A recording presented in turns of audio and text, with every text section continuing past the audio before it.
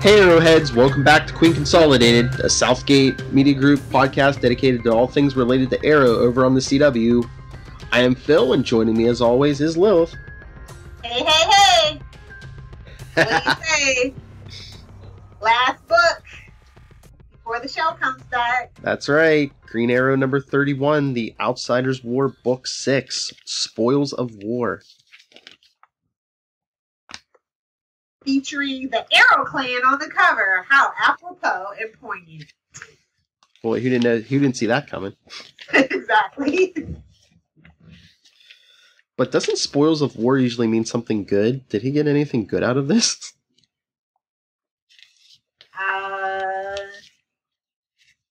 Or maybe war spoiled him? I don't know. Or it's over. Exactly. Go back to Seattle.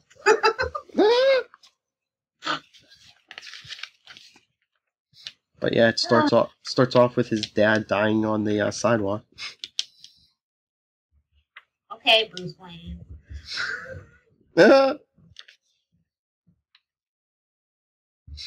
Oh, Bricken makes his first appearance in New 52, right? In this book. Wait, who? Brick. Did he? I'm trying to remember. Is this the first? I thought maybe he showed up for maybe a panel or two in one of these previous. Oh, that might be. This might be the first. I'm pretty sure I have it written down as that. And the Longbow Hunter's first New 52 appearance, too. Mm-hmm. Also, Red Dart's first appearances in this book. Although that never goes anywhere. Yeah. And like the 50th version of Killer Moth. I know, right? So yeah, this is a lot. But finally Katana comes into play. Mm-hmm. God, I was waiting for that forever. Basically mopping up.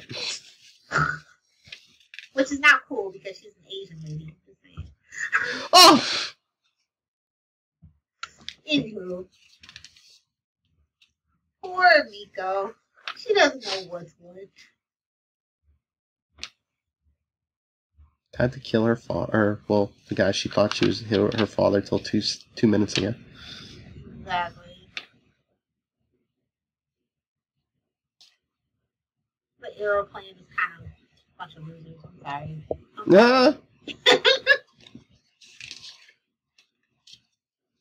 I don't know, for all the build-up, I mean, a lot of these people seem to be taken out pretty quickly.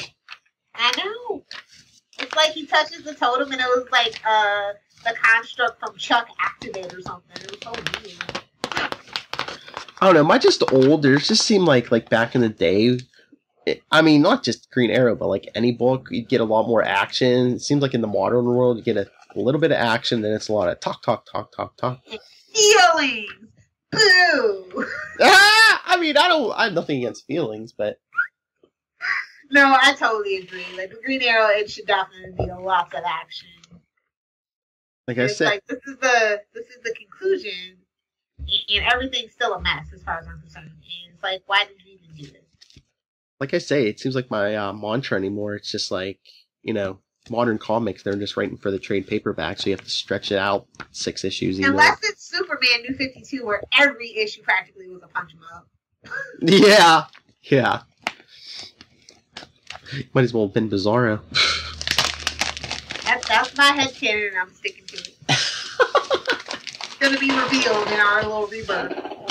That's right. That's why we have all those Superman in the multiplicity arcs. Anyway, and then also the Seattle thing was kind of shoved in there again too, and it's just like, that's what we're leaving it? I guess. That's the next arc. Woohoo! It was just like Diggle and his team, Diggle and his crew are coming. Diggle. Hey, you TV people, Diggle. Well, all I can say is that if you gave up on that version of Diggle in the comics and Rebirth, it's amazing! And if you want to hear some reviews about that, be sure to check out World's Finest, located on the Channel 52 podcast. Sorry, I had to sneak down.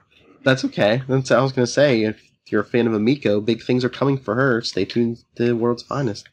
She's also, she's written way better than that new book, too. So. Yeah. Yeah. I think this went out with a whimper. It started with a bang, but it went out with a whimper. Yeah, but do you think it's just because, I don't know, if they really, like, the Diggle stuff still wasn't over, and basically ended with Oliver throwing a tantrum? Yeah, pretty much. I feel like this was edited in a really bad way. Like, I just feel like this isn't the real story that we were supposed to see. Like you said, there might have been more issues, but they might have had to cut it short for some reason. Yeah, I get that feeling when I'm reading it. Unless they knew that Felicity arc was coming and they had to wrap it up quick or something. If that's the case, I'm gonna be so mad. Like, dude, I need to tweet somebody and go, what the heck? Seriously, why did this fall apart in the middle like this? Hey, Jeff Lemire, come on and tell us the secret origin of that story. Yeah, I feel like there was more to tell than just for whatever reason weren't allowed to. But Komodo dies, quote unquote. So it's just like, really? Komodo, are you sure? I guess that's kind of why they were pushing the Richard Dragon thing, maybe. Mm-hmm. Well, I guess they didn't want that Komodo thing to drag on. Funny baby. So yeah. This is like a C- for me. I'll probably give it a C+. It averages out, this arc all together averages out at a B- for me, and it's good, but this is like New 52, so. Yeah, that sounds about right. You know what I mean? That's like high praise for a New 52 Green Arrow thing. So. Oh yeah. You can tell there's like all these weird limitations. Like, if you get a guy like Jeff Lemire, just let him do what the hell he wants to do. Yeah. Set him free. Yes. So I mean, it was New 52, and did they have to go a certain way because of the show at this point? I feel like there were a lot of those mandates in there. Which is weird because they don't make the show do things. Or no, they don't make the show do things. Yeah, I know. It's just like, okay, you're going to have the younger Oliver Queen, you got to have the half-sister sidekick, yeah.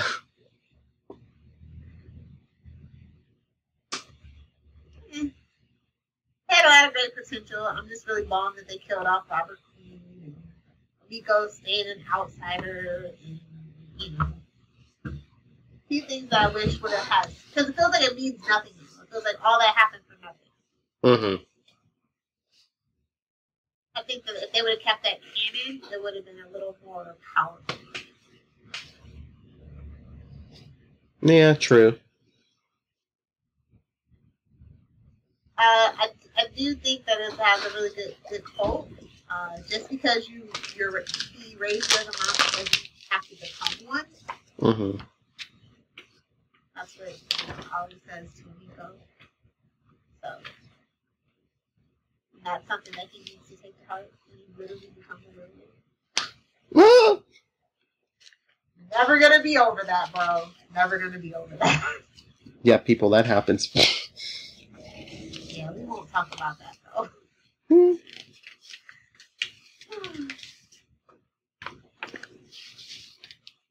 Oh yeah, that's pretty much sums it up for Outsiders War for us.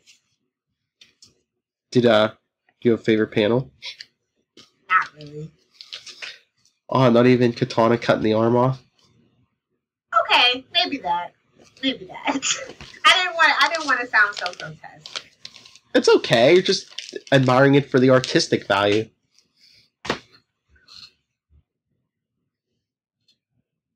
About you. What? Was that your favorite panel? Yeah. Oh, yeah. Your old clan suck balls. That's all I'm saying. Oh, Can we say that? I don't think we can say that. Never mind. Edit. Rob, if you don't like it, bleep it.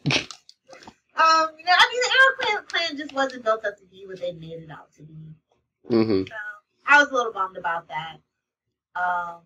She didn't really even Katana didn't get that much time with Oliver, so it was just like, ooh. Mm-hmm. That is something that I will say that I liked about the show in season 3. That was season 3. Was Tatsu not liking Oliver, but begrudgingly, and she ends up the one to save him. I thought that was pretty cool. You mean patching up the hole in his chest after that jump off the cliff? Penicillin and the willpower to want to live. It's fine. It's fine. Don't talk about it, Bill. Don't talk about it.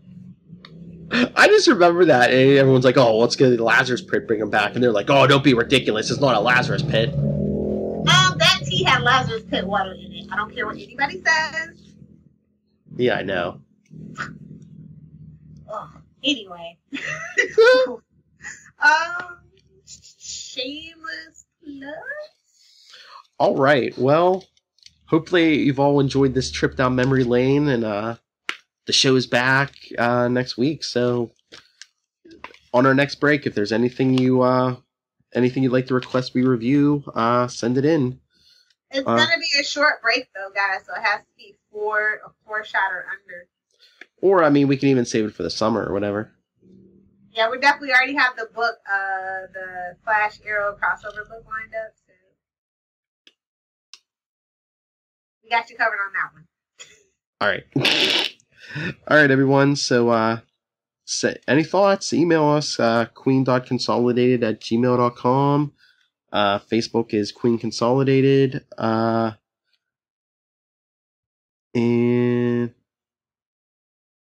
Wait a second. Oh, and also on Facebook, follow us, facebook.com/Legends of DC Pod, Twitter @QC_SMG Pod, and @Legends of DC Pod, and follow us on Instagram, Legends of DC Pod.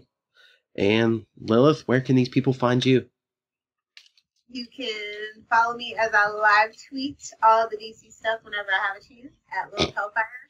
For everything else, you can follow me on anything in the social media sphere @Adventures in FG. Also, please be sure to check out www.com. Oh my gosh, www.adventuresandfangirling.com. It's my website where I put up reviews and thoughts about stuff that I like from my many, way too many fandoms. How about you? All right. As for me, you can always talk to me, nightwingpdp@gmail.com. On Twitter, I am @nightwingpdp. You can find me usually live tweeting most of the CW show, the DC CW shows, even Supergirl when Gotham isn't on, because I'm usually live tweeting Gotham. Because I also do another podcast, Before the Bat. So please check that out. And just check out my 2 blogs also in the Southgate Media Group, the True Believers blog, all about Marvel, and our, oddly enough, Legends of DC blog, named after this very podcast, so please check that out.